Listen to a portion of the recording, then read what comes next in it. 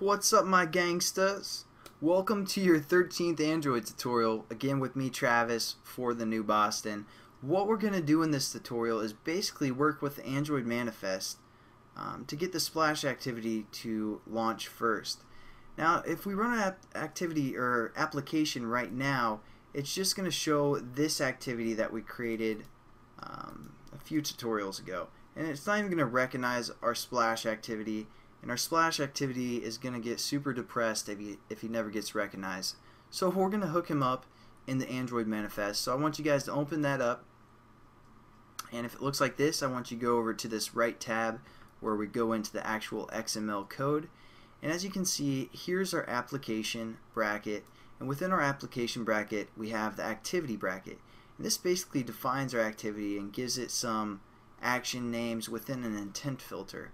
You guys probably don't even care, or you don't even really need to know what an intent filter is for the moment, but basically it adds some reference points and some stuff to it for the most part. So what we're going to do is we're going to copy that activity and paste it below, and we're going to change some things around because we want the splash activity or a splash class to start first.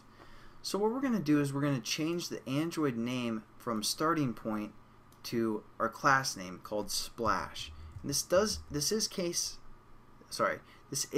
sensitive, so make sure you spell it exactly how you spelled your class name. And now this is going to be what launches first because we have this launcher intent for the most part, or within the intent filter under our category name. So that's what's going to look for when our application starts. It's going to look for this launcher item and then see where that is, what activity that's located in. And it's going to be like, oh, the splash activity, let's start that up. Yeah, that sounds like a great idea. And so that's what's going to happen. But the problem is, right now we have two launcher items, one for starting point and one for splash. So we need to get rid of the launcher on our starting point and just let the starting point chill a little bit. Just relax, wait till he needs, until we need him for the most part. So we're going to say default, from launcher to default, and you guys need to spell that correctly, all uppercase, and that's basically just going to recognize that our activity is there, but it's not going to do anything until we tell it to do anything. So that's what that is. The action name we're also going to change because when we actually want our starting point to start, or starting point activity to start, we're going to call the action name and start it that way. So a good way to keep track of all of your action names is type out your package name. So com.thenewboston.travis and then dot, and then basically your class name in all uppercase. So starting point,